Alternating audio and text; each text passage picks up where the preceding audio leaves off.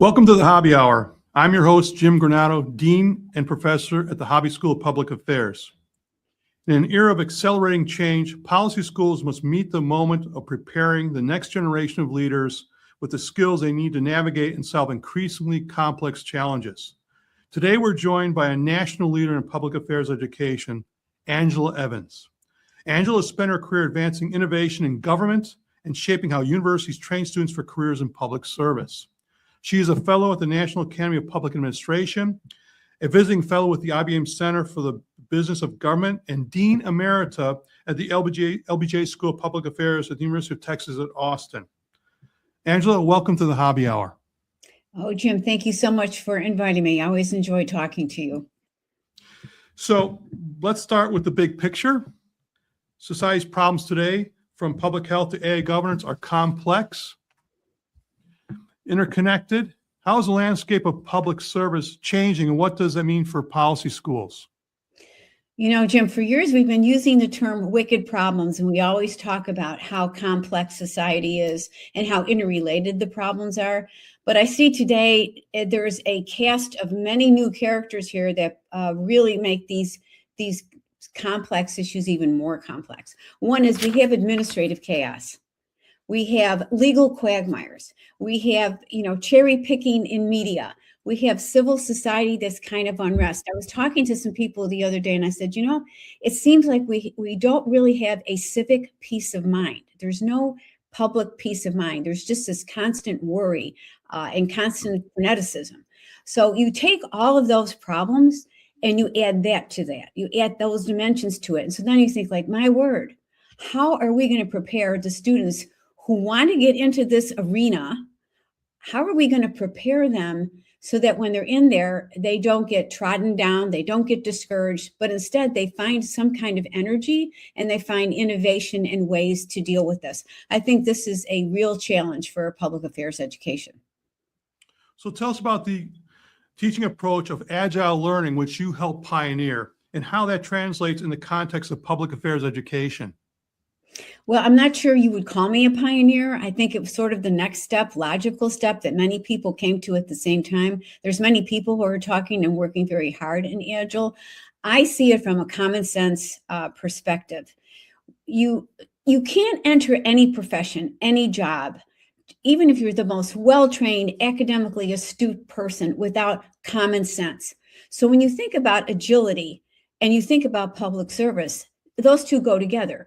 You go into work every day, you think about strategies every day, and things change because we're in a social environment, social networks, global events that really can't be predictable all the time. So with the Agile environment and the Agile learning movement is trying to say, okay, this is the next step in how we have to prepare students and how we have to think of in-service people, giving them some flexibility and agility to work on the job, which means that when you think about agility, you think about not only common sense, you think about how are you going to get into an environment, see what's around you, have to work with what's around you, and yet try to make changes, because we have to think about how we observe things. Are we observing things the right way? Are we using the information the right way? Is there information we don't know? And are we taking that into account? Can we anticipate things that happened? So we can try to foresee some events happening, and then how do we deal with those? So agility tries to say, okay, we've got to make these people flexible. We have to make them observers. We have to make them curious. We have to make them doers. We have to have, it's sort of like, this perfect kind of person, which we're asking for in public service. And they have to be able to work with many, many different types of people, not only in the disciplines that they use and bring together to help solve the problems, but also in the people who are going to be the recipients of the ideas they have. So agility is it's a notion that you enter a job open-minded, you open it with flexibility, you're very curious, you're very demanding that the information you use is the right information, you know what information you don't have. And so I think that's it's a whole environment, a whole environmental schema for how we try to train people, and then how we try to get them to instill agility in the working places that they're going to move into. Okay, so when you think about the next generation of students entering policy schools, what new skills or perspectives do they need that perhaps weren't emphasized in public affairs education in the past? Well, we have you and I have talked about this term, and this term I think came from the military. So I'm using this. This is not my term or our public service people's term. It's called force multiplier.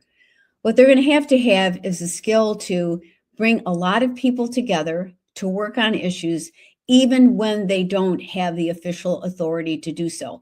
By their own strength, by their own intellect, by their own preparedness, they're going to have to be able to draw people in to work on big issues. So that's the one thing that you're going to have to start thinking about, these force multipliers. When you think about that, you think about people who understand how to get information, how to judge that information, how to make decisions when they have that information, how to make decisions when they don't have the information that they need, how they get information for the next time they have to make that decision so they're not facing the same kind of thing. The other thing that students are going to have, and people in public service, is a ethical core. And this is going to be extremely, extremely important. There's something fundamental to your moral north, and you're going to have to figure out how to make sure that reigns. So you have to think about why you're going into public service, and that are you ready, if you're asked to do something unethical, to act in that environment as well. So the other thing too, in this force multiplier idea, is the ability to communicate. We don't know exactly how this next generation that's sort of tied to phones and tied to electronic devices knows how to talk one-on-one. So these force multipliers are going to have to learn how to communicate not only one-on-one, but in small groups, in larger groups, in groups that know a lot about what they're talking about, in groups that don't know a whole lot of what they're talking about. So communication is really critical. And unlike some people, I think writing is going to be extremely important, because how you write and that talks about how you think. By writing very well, that means you're thinking very well. So you're making sure that we create really good, concise, to the point writers. That's another part of how we prepare and what we start thinking about in terms of the curriculum. We also have to think about, I'm going on here and it sounds like, oh my gosh, how are we going to do all this stuff? We can, of course we can. We can do whatever we want to do, when we're teaching. But those are just some of the ideas that we have when we're talking about agility, and the ability to move back and forth. And the one big thing, if there's two big things actually, one in agility is, can you anticipate a problem? Can you look at something and say, oh, we've been here before, or oh, this thing is going to be coming up in the next few years, or oh, this conference just came up and gave us some new ideas. Can we anticipate the outcomes of those kinds of events so that we can prepare for those coming, sort of a scenario planning? What happens if this happens? So you suggested several pedagogical innovations, and we are developing those at the Hobby School, as you know, with your help, and thank you for that.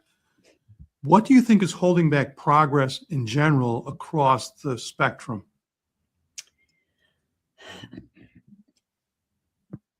Two main factors: us and just the whole understanding of what public service is. Us, I don't think those of us who are in public policy, both from the practitioner point of view, and those who are in academia, are really taking the bold steps they need to take to face what's going on right now in the community. I think universities are research centered. Everyone wants to be in R1 research. Academic disciplines are really important. The faculty who are trying to get tenure, so research is critical to this. So I think one of the things that's really a problem for us is breaking out of that, not diminishing that, but understanding that there's a whole different dimension to teaching and learning that we're not getting to, or doesn't hold the standing that it should in academia.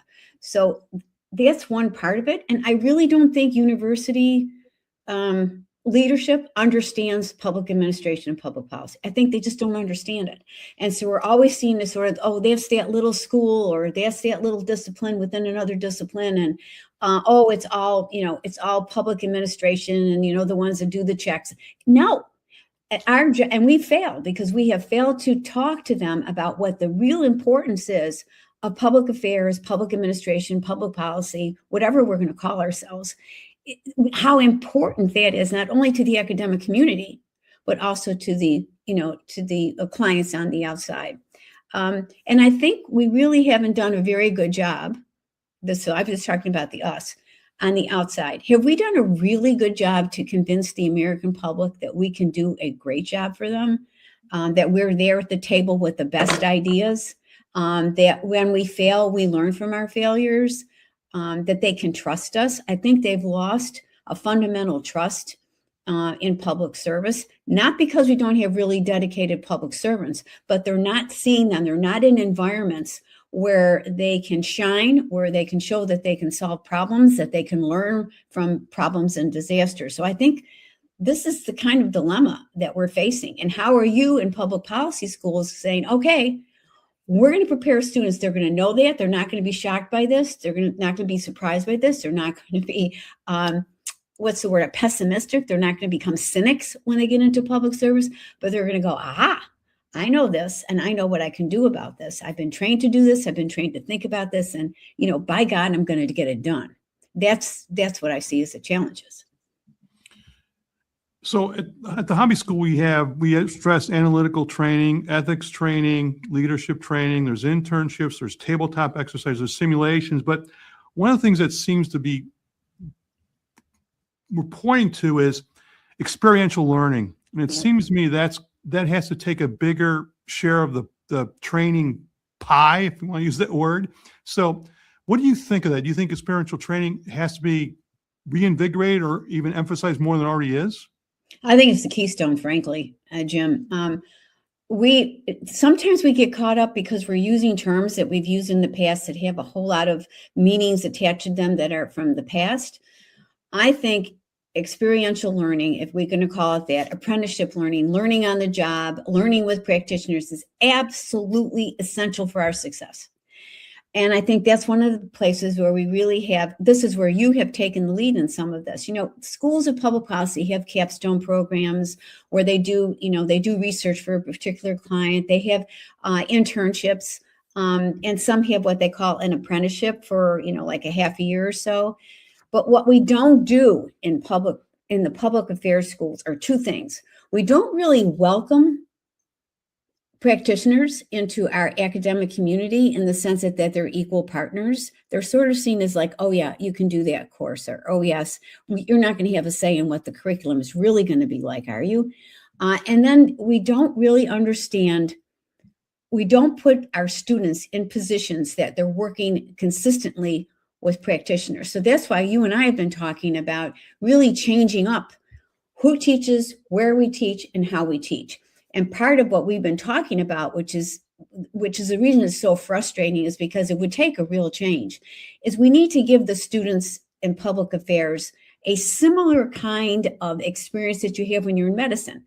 And the public health and the public civic well-being is just as good as your physical health in terms of, what you need to know and how you need to work. So why don't we integrate our students early on into apprenticeships where they're actually working on the jobs that they want to have, either from a position perspective, I want to be a city manager, or I want to be working in the budget office, or I want to be working on sanitation, whatever, or I want to be working in an area. I want to work with environmentalists. I want to work with public health officials. Why don't we just integrate those people very, very early on in their education so they're actually working day to day with these people, learning from these people, and understanding, they start to get a tacit understanding of their discipline rather than a book understanding of it. Right. Okay, shifting gears a little bit, how would you like policy schools to train students to understand and manage emerging technologies like AI? And we're struggling with it ourselves. Everybody's struggling with it. And it's right now we're at the cusp of there's some wonderful things about AI, and there's some things that are unknown. And so the unknown is scary. And there's some things that have happened that are pretty scary. So first of all, public policy schools have been known to think about how you evaluate, find evaluate and use information, relevant information that's reliable. So we have been there. So now we're looking at information that's coming from an AI environment. So one of the things I was thinking about, what would you do? So first of all, you have to welcome them into your environment. So the people who are in charge of AI, growing AI, building AI, using AI, we've got to get them part of our community. We have to have a dialogue with them. We have to start talking to them. We have to start learning from them. We have to learn how they're building things. They have to build things based on what the knowledge we have, for sure. So they have to become part of our community. We have to invite them in. We have to listen to them, and we have to demand they listen to us. Then we have to do some really close looks at who's using it, how they're using it, and how they found what they found the strengths of it and some of the weaknesses of it, and then address that not just as a single school, but as a discipline or as a collective. Like there's force in numbers. So that's another thing we need to do. And we need to really have some case studies of how AI has helped or how AI has really hindered some work that you're doing on the public end. So this is an exciting time. A lot of people are scared of it or worried about it, but I think if you open up your mind and you open up your doors to people who are in those arenas, that we can start learning from each other, and perhaps this is going to happen. I mean, AI is here. There's no way we're going back to whatever it was, but how are we going to use it to train our students to use, to make sure that they have the best information, that they can judge that information as being valid and relevant? And then how can we help improve it when we find that they don't have, that the information doesn't have those dimensions? Right. Yeah, I agree. I mean, it's so exciting because it's going to allow people that, it's almost the story about the person that can write music but doesn't know how to read music.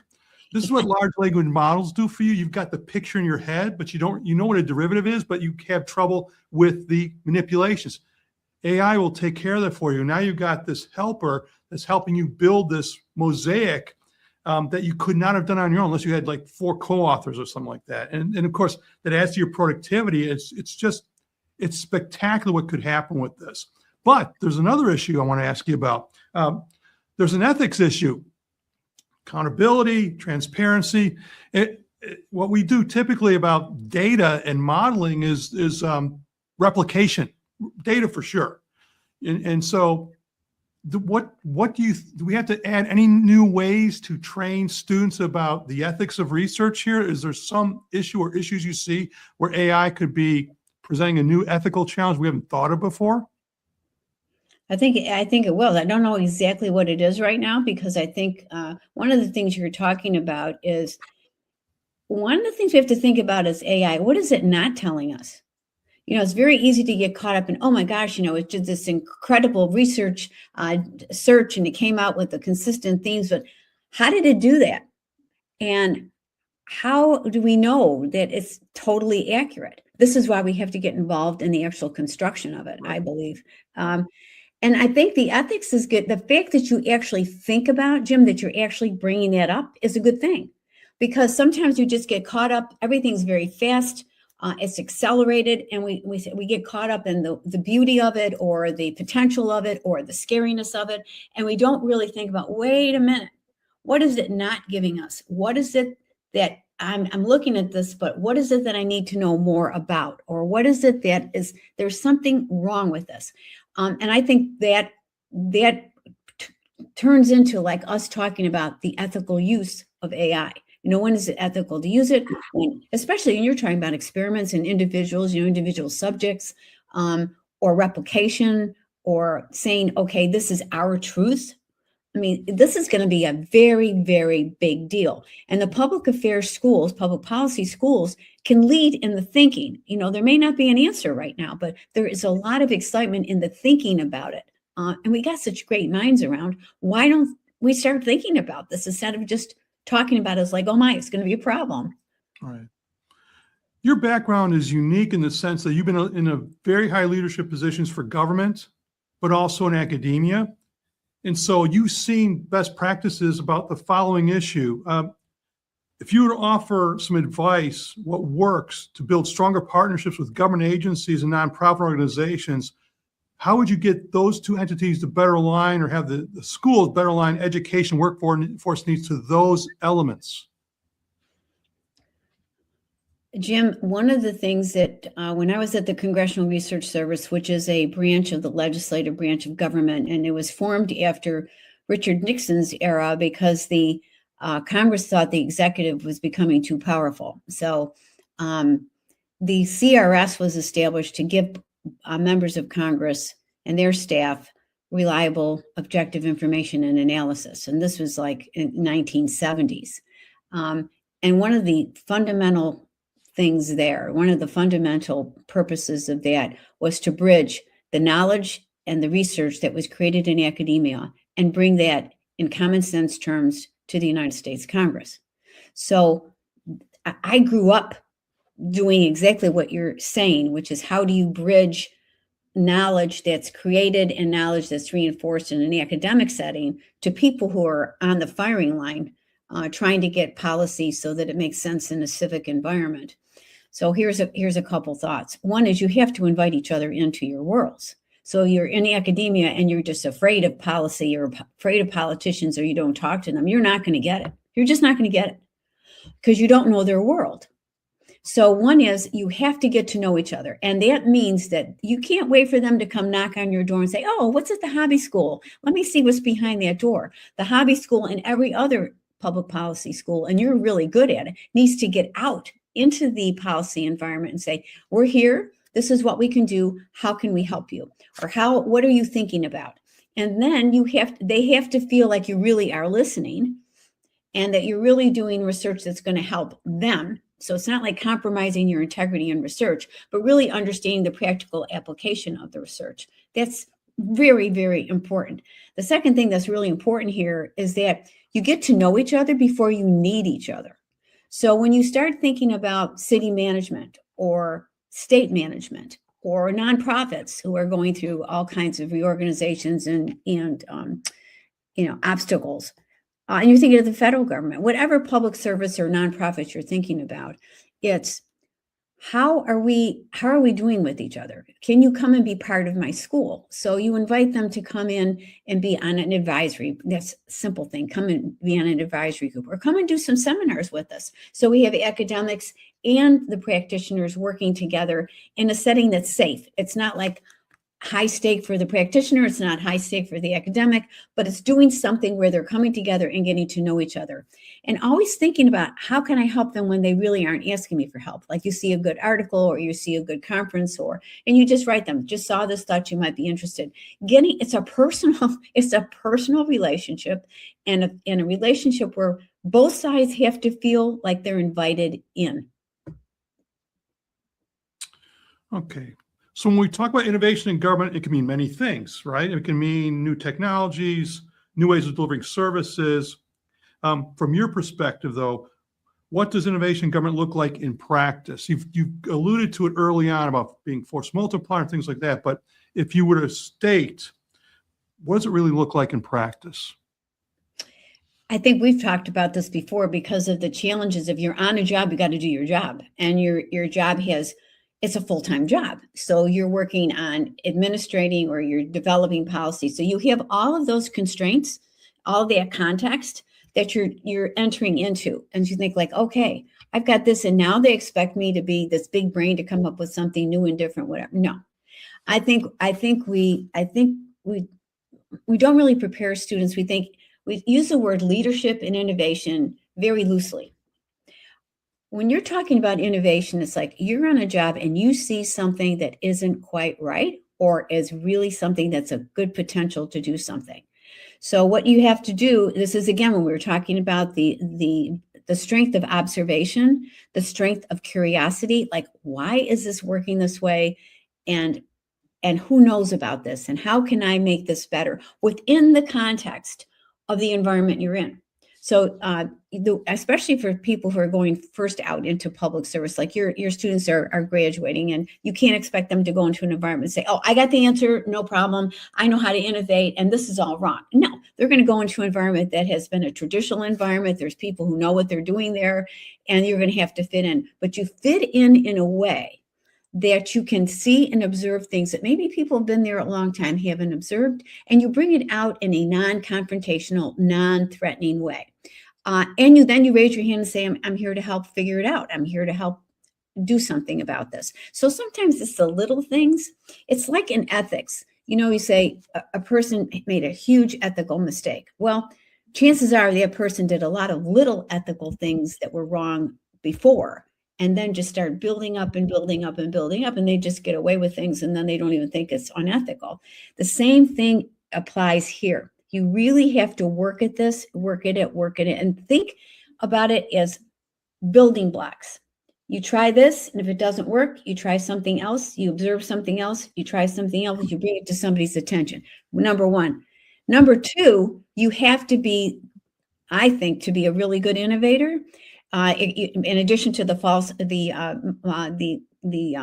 force multiplier that you have to be, I think you have to be patient. I think you have to look for really creativity in other people as well as yourself. And I think we're too myopic. I think a student has to be much more global and much more willing to go outside of their area. One of the things that I thought was really important at the Congressional Research Service is there were people there who had worked there for many years with new people coming in. So we would call it tacit understanding. You work with that person and you talk to that person, and that person's going to give you an understanding that you only get when you work in the environment. Then from there, you may see some things that maybe you can do a little bit differently, or maybe the person needs a little help here, or maybe there's something happened in the past that was rejected but could work in the future. So there's lots of different ways to think about how you can make an impact and change things without thinking like, oh my gosh, I've got to come up with the next grand idea. And I think that's a part that we don't do very well in public policy schools, is teaching students how to do those little minor adjustments that then lead to a major gift to see things differently. So you're hitting something I think is crucial that we see all the time. There are many great ideas and they get left on a shelf. Yeah. And so what you're talking about is the implementation part, and you have to build a team.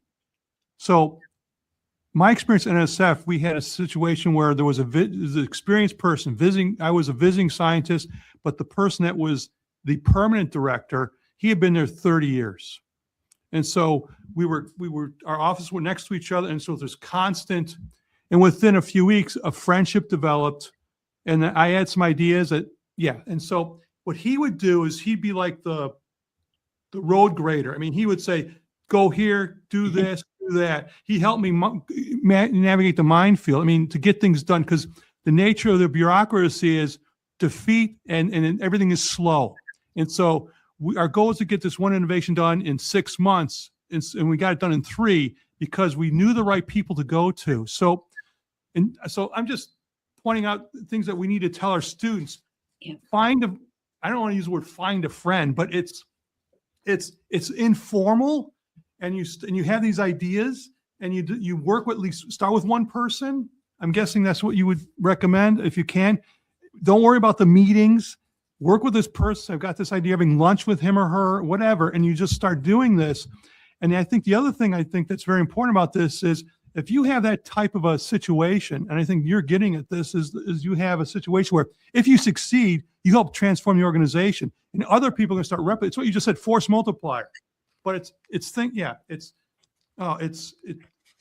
these, I use the word soft skills, I guess, but it's just being a person that's engaged. And I think you said before, listens and then also plays the long game. Yeah. No, yeah. You're absolutely right. When you think about networking, we use the word networking, and that too it's a loaded word, lots of different meanings. But one of the first things is, you start thinking about is, I'm in this environment, like you were thrown in this environment, like who's around, what do they know? If we worked on this before, when we worked on it before, what were some good things that came out of it? What were some things where we got hung up on it? Why was it put on a shelf? And if it was put on a shelf because we didn't have enough information, is there new information now? The other thing I think is really important is that you try to get involved in things early on. To try to come in at the last minute and say, oh, I've got this idea, when people have worked very hard to formulate what the problem is. And we haven't even really talked about that yet, which we'll get to. Now, what is the problem we're trying to solve? And then Right. they started to design, sort of solutions. That's not the time to be coming in. You need to be coming in when they're starting to define the problem. And I think a lot of people go into positions or go in and they take it as a given. It's like program evaluation rather than problem solving. Right. It's like, Right. we got a program, let's evaluate the program. It's like, well, wait a minute, you have a program because you had a problem. What was the problem? Is it still a problem? Right. This is why I say it's common sense. Yeah. It's, And and going back. this is how you teach it. I mean, how do you teach it? You can say, this is my experience, right? And I can say, this is my experience because my experience reinforces yours in terms of getting to know people and getting to be with them before high stakes situation occurs. And the other thing is, and I know you've done this because that's who you are, is you have to work harder than anybody else. You have to be, if you're asking other people to work hard, you have to put in 10 or 15% more than you ask the highest performer. You have to work hard and you have to be persistent and you have to be the cheerleader and the optimist, even when you think things are really not going very well.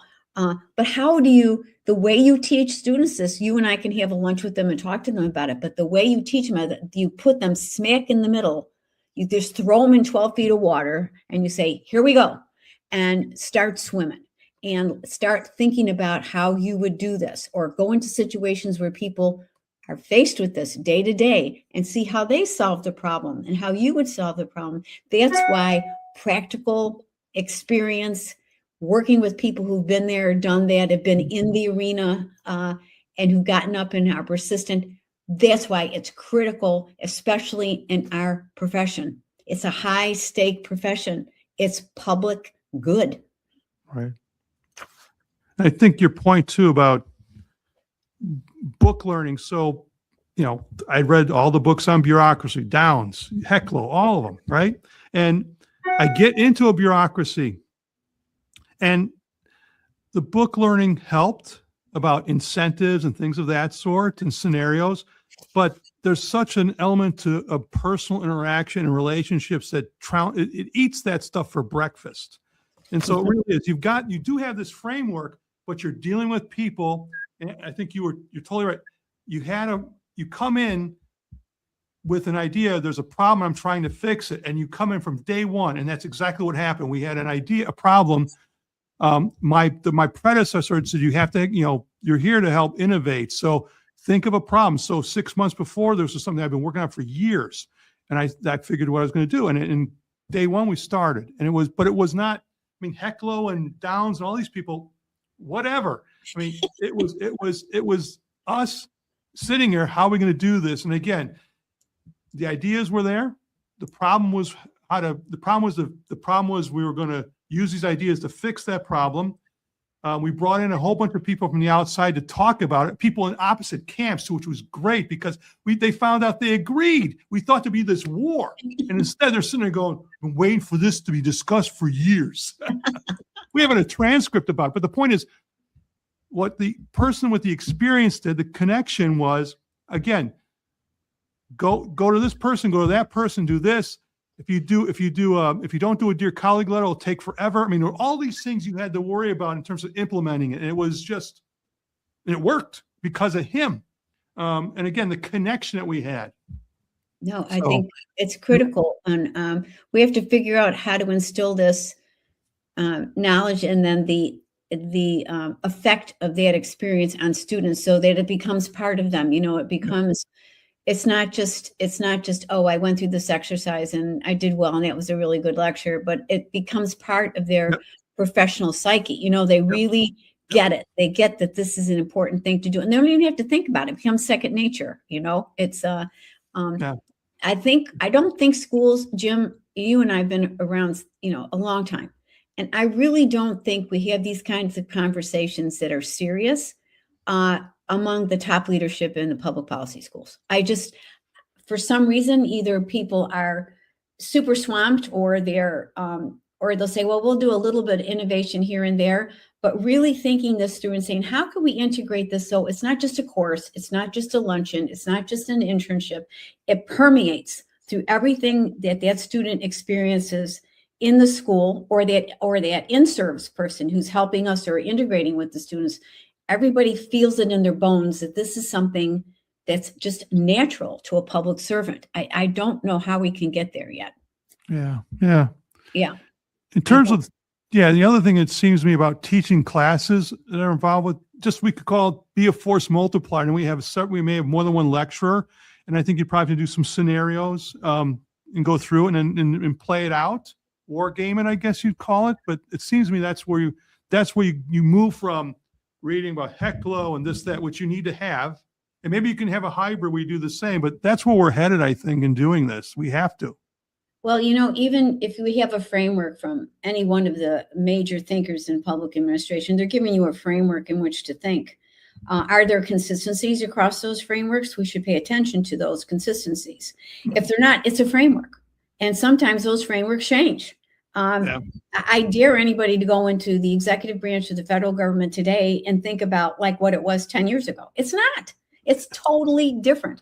And so when you start thinking about agility, that's where agility plays. How do you take the circumstances you're in, carry out the responsibilities you have, inform if laws or regulations are not what they should be? How do you do that? And that's just not like, okay, well, something's going to be up for reauthorization. We're going to have to think about this in a year or two. This is every single day. People are facing these types of things, either directly or they're the objects of something that's happened outside of their control. And we have to start thinking about how we're going to make sure the students not only can do well in that, but they can excel in it and they can get it so that it changes. So we have some of these problems. You know, Jim, we can look at some of the literature that is being produced by, public administration, public affairs folks. We can look at that literature. We can take out the names and the dates of those problems and their solutions. And we can look at literature 50 years ago. And we haven't made a whole lot of progress in what we're talking about. We're talking about some very similar things that we're still struggling with. Right. We shouldn't be struggling with it after 50 or 60 years. Right. So what's wrong? What are we doing wrong? Right. Yeah. So is there anything I have not asked you that you want to talk about? Something that's bothering you that you want to talk about. How about that? Yeah. I'm extremely frustrated often because I feel that there's not a way for an individual or even a small collection of individuals to make the kind of progress we need to make soon. I mean, I'm not somebody that's like, oh, tomorrow this is all got to change. But after being in public service for over 55 years and seeing this repetitive sense of we've got insurmountable problems, we've got people in the United States that aren't happy, and instead of being more relaxed and more knowledgeable and better at what we do, we're in like a state of turmoil. And as I said, sort of like no peace of mind. What my frustration is, how do we take that and not just wallow in it and become cynics and say, oh my God, forget it. How do we create a critical mass that can actually take this and make things better? Use this as sort of the Phoenix moment. You're coming out of the fire. What do we need to do to use this moment to really change the way we as a civic service, a public service, a group of people who really want to work for the public good? How do we do that? I mean, that's what's frustrating to me. I don't see a conduit. You're there at the hobby school doing incredible work and you're kind of soloing it.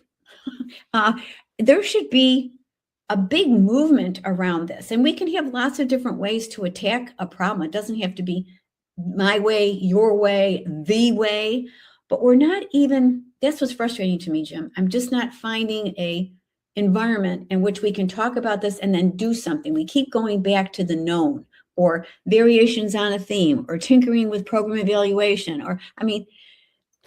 that's frustrating to me. Right. Yeah, it's interesting. So I think the problem has been defined. but we need to work with some people that are force multipliers. So it's a macro problem that I had at the micro level at NSF. And the question is, we do have some people that want to help, but it's not enough of, they don't have enough time in their day to focus on it because this is a heavy lift. I mean, I'm lucky that I've been able to keep tinkering with this and we're working on getting this done. So yeah, but you're in isolation. Yeah. Even if you have comrades that you can call, or that you have fellow deans, or the universities are not providing the kind of setting that they need to be providing for very radical new ways of educating the next generation of public servants, people who are going to work in the nonprofit.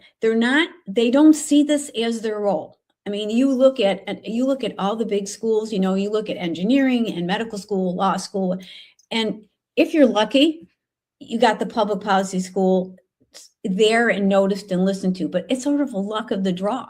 And I see that as a real problem, because I see the policy schools as being a core that can really help all of academia think about their role in contributing to society. It's not just the public servants, it's everybody. It's everybody. And I'm very frustrated by that. And I really don't know exactly what to do about it. We talk about it, we write about it, we meet about it. And then it's like, okay, next year we'll talk about it. That to me is extremely frustrating. Yeah. I don't know how we relieve you and relieve the other deans, or how we get the academic hierarchy, the presidents, the provosts, interested in this type of movement. It has to be a movement. I think tinkering around it is just, it's going to survive, but it's not going to be what it really could be. The potential just hasn't been met. Right. Yeah. But I really appreciate all that you've done. You've been, and I'm not just saying this because you and I are on the same screen here, but for everybody who's listening, they need to understand how much effort you've put into this, how much thought you've put into it, and all of the people who've helped you. You've had some extraordinary people along, helping you think through this thing, and how do we multiply this to other areas? Because I really don't see other schools doing this. I really don't. Well, we'll keep doing. I mean, we're playing offline. I'll tell you some things we're doing. But this, our knowing each other again,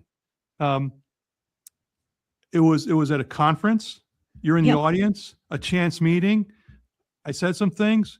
You said, I want to talk to you. And all of a sudden I find out about all these things you're doing that fit with what I want to do to help. I didn't have the focus and expertise you had, but I knew something wasn't working right. And I felt it was, and again, I agree with you on the things being stale. I was like, the conferences and things like, it's always the same theme. I'm sitting there going, and it's same in quantitative analysis, which is why that's my specialty. I would see the same thing. I said, no, we can't.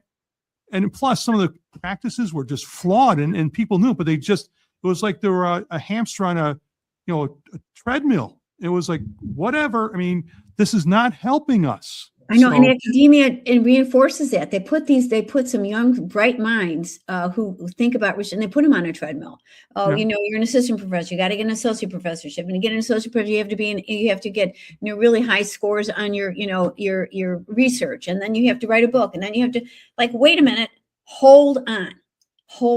Is that really what we want? We want somebody who can do variations on a theme very well, or can do, again, I keep getting into this program evaluation because I think that's one of the things that a lot of people do. And it's like, what are you evaluating? I mean, are you evaluating something that's still valid? Do we even talk about that? Is that a subject that we have at the conferences? Not really. How do you define a problem? Not really. These are things we need to get back to basics, and then build networks and infrastructure and ideas and organizations and pathways that are different than the ones we have. We have to get off of those. We just have to get off of those. Right. Well, Angela, thank you for sharing your insights with me today. Your work continues to shape how we think about our mission at the Hobby School. Trust me. And for more information on our upcoming program, please visit our website and social media platforms. And Angela, again, thank you for all you're doing with us and for us. Well, Appreciate it thank very you, much. Jim. I appreciate you inviting me, and I'm here for you, and I'm here for anybody who just wants, just a sort of a way to think about things. Sometimes if you talk about things, they become clearer in your own head. So I hope we have more opportunities to share with our colleagues some of these ideas as well. Right. Right. Yeah. Thanks, Jim. Thank you very much. Okay, take care. You too.